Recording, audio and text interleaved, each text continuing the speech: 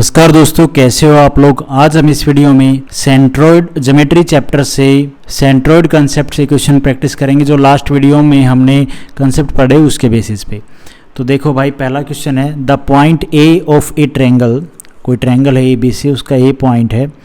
ठीक है, मैं यहाँ पे बना ही देता हूँ ए बी सी। ठीक है, या फिर ऐसे नहीं, थोड़ा सा और थोड़ा parallel to straight line of B C. ठीक है, A point is parallel to straight line of B C. थोड़ा सा ना टेढ़ा बनाना पड़ेगा, ये कुछ ऐसे बनाना पड़ेगा।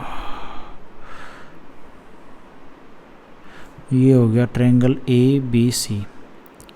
Move parallel to straight line of B C. ठीक है, अगर इसको बी सी के पैरेलल ना, ठीक है, तो पैरेलल हमने थोड़ा सा इसको बढ़ा दिया, तो ये जो ए पॉइंट है पैरेलल टू बी सी ना, तो यहाँ पे आ गया ए डैश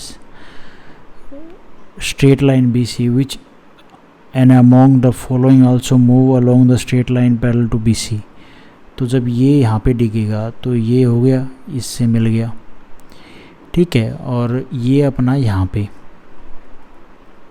कोई दिक्कत वाली बात नहीं। ये कुछ ऐसे होना था लेकिन कोई बात नहीं, ये भी ठीक है। अब हमसे क्या बोला है भाई, ये इस ट्रायंगल के मीडियन।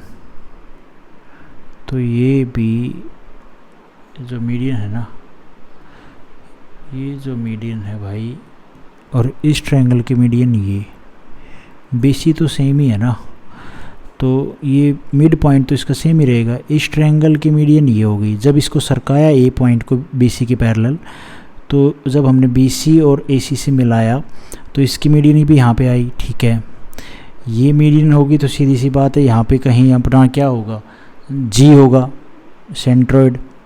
और इसका, इस ट्रायंगल का भी मीडियन जी का होगा, यहाँ पे कहीं होगा G1। ठीक है, ये जी हो गया, ये भी सेंट्रोइड हो गया। उसने पूछा है move along the straight line parallel to BC, तो क्या होगा। अरे सीधी सी बात है, इसने पूछा है कि अगर ये पॉइंट ए, अगर मान लो ये जो इस तरह से मूव करेगा, तो भाई इस ट्रायंगल ए बी से अगर मैं आप देखो, ये ए पॉइंट था, इसका मीडियन यहाँ पे, सॉरी हाँ, ये डी पॉइंट्स इसकी क्या थी, ये एक मीडियन थी, यहाँ पे सेंट्रोइड था। तो जब हम ए पॉइंट को मूव करेंगे, सीधी सी बात यहाँ लेके आएंगे, तो जब इससे हम इसको मिलाएंगे तो ये जी भी तो मूव हो गया ना। आप देखोगे BC का मिड पॉइंट से जब इस ए पॉइंट को मिलाएंगे तो क्या मूव हुआ है, ये सेंट्रोइड था जी, तो ये जी सेंट्रोइड ही तो मूव हुआ है। तो बी ऑप्शन हमारा यहाँ पे ठीक हो जाएगा। होप आपको ये बात समझ में आई होगी, जो मैंने यहाँ पे आपको समझाने की कोशिश की है क्वेश्चन के हिसाब से। उसके बाद है भाई ये question, in triangle XYZ, triangle XY और Z में G इज़ द सेंट्रोइड। ठीक है, G हमारा सेंट्रोइड हो जाएगा। XL ये हमारी मीडियन है, with the length of 18 centimetre इसकी लेंथ है। Then the length of XG मतलब G ये सेंट्रोइड है ना, तो ये निकालनी है। तो भाई सीधी सी बात है, हमने ये XG निकालनी है, तो ये होता है 2:1। तो 2 की वैल्यू निकालनी है कितने में से, 3 में से, तो 2/3 ऑफ 18 कर दो, और तो क्या है, तो 3 6 18, 6 दूनी 12, 12 इस क्वेश्चन का आंसर आ जाएगी। जो XG है उसकी लेंथ कितनी आ गई, 12। ठीक है, तो सी ऑप्शन हमारा यहाँ पे ठीक हो जाएगा। उसके बाद ये क्वेश्चन ABC यानी इक्विलैटरल ट्रायंगल है। इक्विलैटरल ट्रायंगल की तीनों भुजाएं वैसे बराबर होती हैं, अगर बोल दे तो ये A। ठीक है, वैसे क्या होती हैं, इक्वल ही होती हैं इक्विलैटरल ट्रायंगल में। विद द साइड 12 है, and AD is a median. AD तो हमारी मीडियन है। ठीक है, ये ABC, ये D पॉइंट, साइड 12 है, मतलब 12 ये 12 ये 12 ये। Find the length of GD, ये AD पे हमारा G कोई G एक पॉइंट है जिसको हमने बोला क्या, centroid. G is the centroid of BC। ठीक है, ये सेंट्रोइड है। तो हमसे पूछा है कि जो GD है ना, ये वैल्यू ये निकालनी है। तो भाई इसमें हम कैसे करेंगे, देखो इक्विलैटरल ट्रायंगल है, सीधी सी बात है। तो इक्विलैटरल ट्रायंगल के केस में मैंने आपको बताया है, जब इक्विलैटरल होगा भाई, कंसेप्ट है ये, कभी आप ये सोचो ये भाई अपने आप ही मुंह से बता रहा है। इक्विलैटरल ट्रायंगल माने तीनों साइड बराबर, ये इस ट्रायंगल के मीडियन, ये G पॉइंट। तो यहाँ पे जब आपसे पूछे कि ये GD बताओ या AG बताओ, तो इनके ये क्या है, ये हमारी कैपिटल आर, ये हमारी स्मॉल आर। तो कैपिटल आर पूछे तो सीधी बताना है आपने ए बोले तो ये जो साइड है ये अपॉन में √3, और स्मॉल आर पूछे तो आपने बताना है क्या, ए अपॉन में 2√3। ये सीधा इसका फॉर्मूला है, मैंने कहीं ना कहीं आपको पीछे करवाया होगा। इस तरह से आप इक्विलैटरल ट्रायंगल के केस में ये जो जी सेंट्रोइड है, ठीक है, और ये पूछ ले लेंथ, ये पूछ ले लेंथ, तो किस तरह से आपने जवाब देना है ये आपके सामने है। अब हमसे ये लेंथ क्या पूछी है, जी डी पूछा, ये पूछा, तो आप नहीं बता सकते भाई ए अपॉन में 2√3, ए कितना है 12, 12 अपॉन में 2√3, 2 6 12, तो ये कितना आ जाएगा भाई, ये काटोगे तो ये आ जाएगा 2√3, ठीक है। ये इस क्वेश्चन का आंसर बनेगा भाई, सी ऑप्शन हमारा यहाँ पे ठीक हो जाएगा। उसके बाद है भाई ये क्वेश्चन, ये triangle A B C, A B, ये ट्रायंगल ए बी सी है भाई छोटा सा, ए बी हमारी 6 है, ए सी हमारी 8 है, बी सी हमारी 9 है। The length of median A D की लेंथ निकालनी है।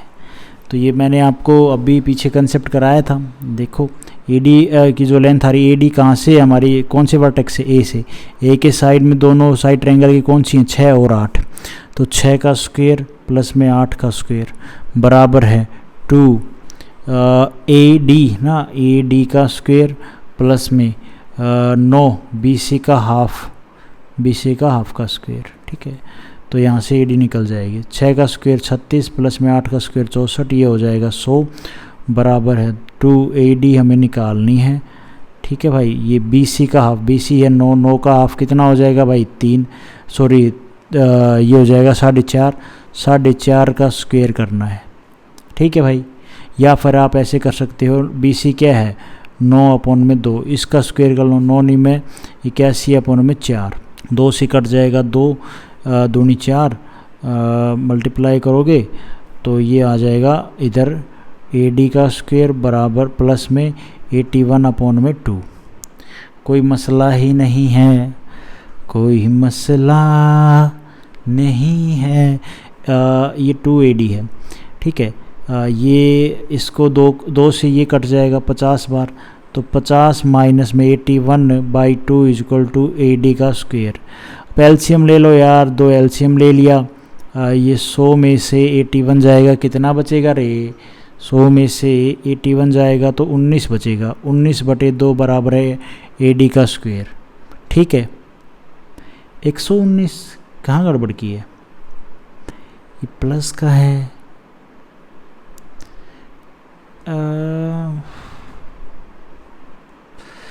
इस 2 की मल्टीप्लाई करोगे तो 2 से फिर कटे भी तो गा, कैलकुलेशन मिस्टेक की है कहीं ना कहीं, ध्यान नहीं रहा, फ्लो में कुछ ना कुछ गड़बड़ की है।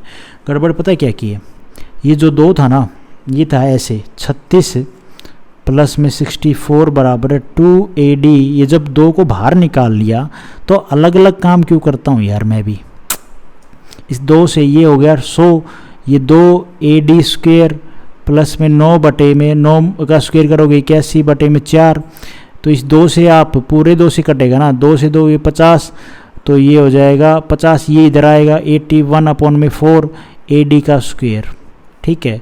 4 एलसीएम ले लो, 4 5 20, 200 माइनस में 81 बराबर है ए डी का स्क्वायर, 200 में से 18 जाएगा तो 81 जाएगा, कितना बचेगा 119 अपॉन में 4 बराबर है ए डी का स्क्वायर, और ये ए डी हो जाएगा, इसका रूट करोगे तो रूट 119, 2 का 4 का रूट 2, ए डी की लेंथ कितनी आ गई, रूट 119/2, रूट 119/2, ए ऑप्शन हमारा यहाँ पे ठीक हो जाएगा। कैलकुलेशन मिस्टेक, छोटी सी घटना घटी, आपका दिमाग ख़राब हो जाएगा, पेपर में भाई आपका टाइम लग जाएगा, आपको भड़क हो जाएगी वो अलग। तो कैलकुलेशन पे भी हमेशा हम जो कर रहे हैं उस पर हमेशा आपने ध्यान देना है। तो गाइज आज हम इस वीडियो में इतने ही क्वेश्चन करते हैं। Thank you so much. Video आपको ठीक लगी तो लाइक करना, चैनल पे नए हो तो सब्सक्राइब करना।